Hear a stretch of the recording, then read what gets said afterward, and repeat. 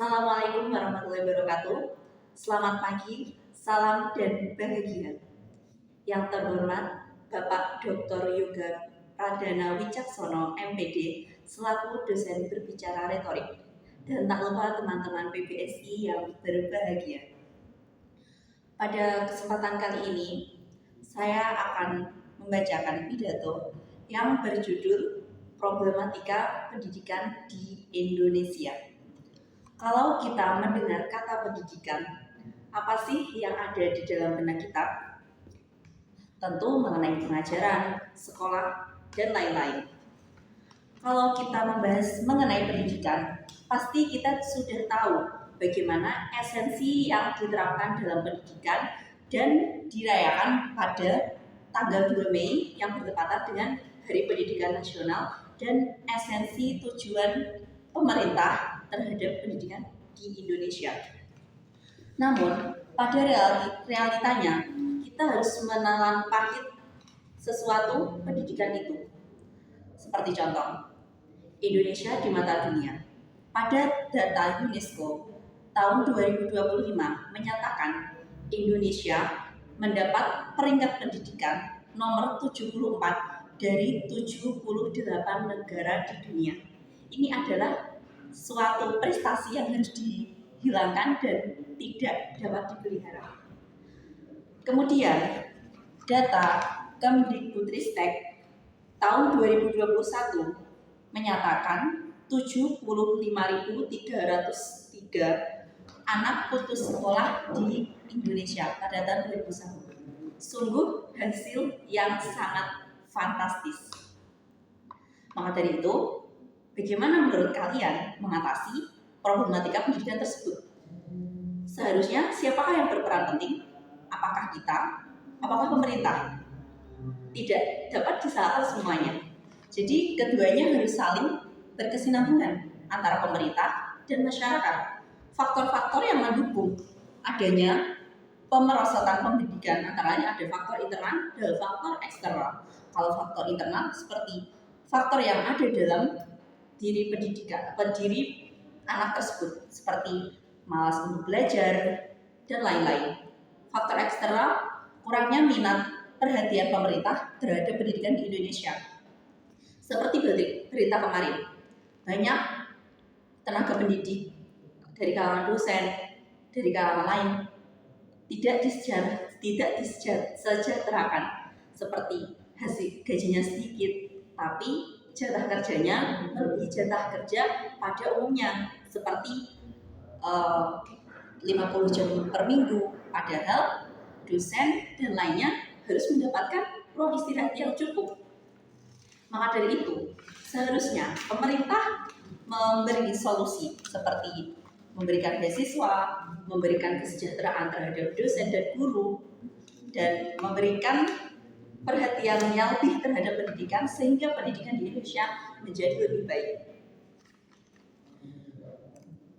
Selain itu, keterbatasan sarana dan prasarana sekolah juga turut menyumbang keprihatinan di Indonesia saat ini. Seperti pada daerah terpencil, sekolah yang bangunannya tidak bagus, kurangnya fasilitas yang memadai, dan ini tentunya hal yang sangat memprihatinkan di negeri kita seperti saat ini.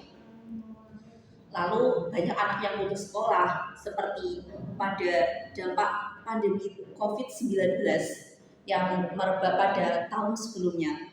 Hal ini menyebabkan diadakannya daring. Setelah daring beberapa lama, pasti dalam diri anak itu muncul sesuatu yang untuk sekolah saja itu malas.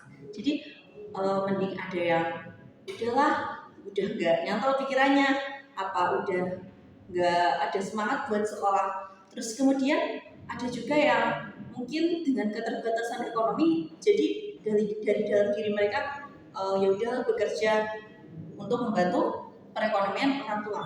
Jadi seperti itu.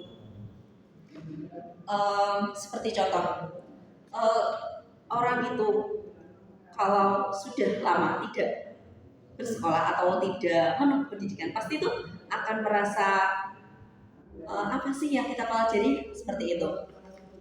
Lalu pemerintah dan masyarakat harus berkolaborasi penting dalam bertanggung jawab dalam pendidikan anak.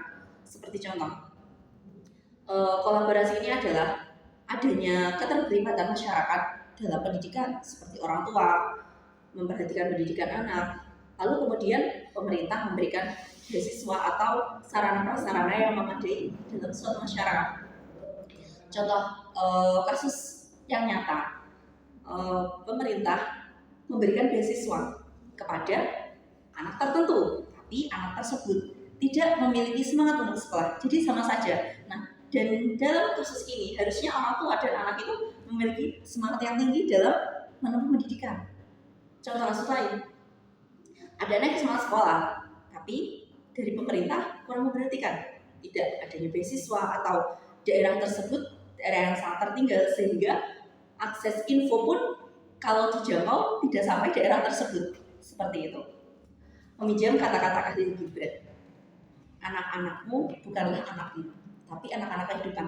Dari kata-kata Khalil Gibran ini dapat kita simpulkan bahwa pendidikan dan anak-anak merupakan tanggung jawab kita semua, bukan hanya pemerintah atau orang tuanya saja atau kita sendiri bukan, tapi melainkan pihak banyak atau pihak menyangkut pihak yang melibatkan pemerintah dan orang tua serta lingkungannya.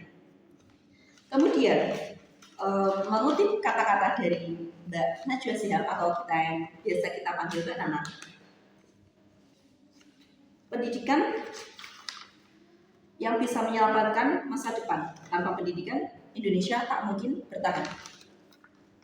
Lalu, Bapak Pendidikan kita, Bapak Ki Hajar Dewantara, juga mengungkapkan apapun yang dilakukan oleh seorang itu hendaknya bermanfaat bagi dirinya sendiri, bermanfaat bagi bangsanya, dan bermanfaat bagi manusia di dunia atau pada umumnya. Maka dari itu, tidak ada gading yang tak retak, dan saya mohon maaf atas segala kesalahan saya. Wassalamualaikum warahmatullahi wabarakatuh.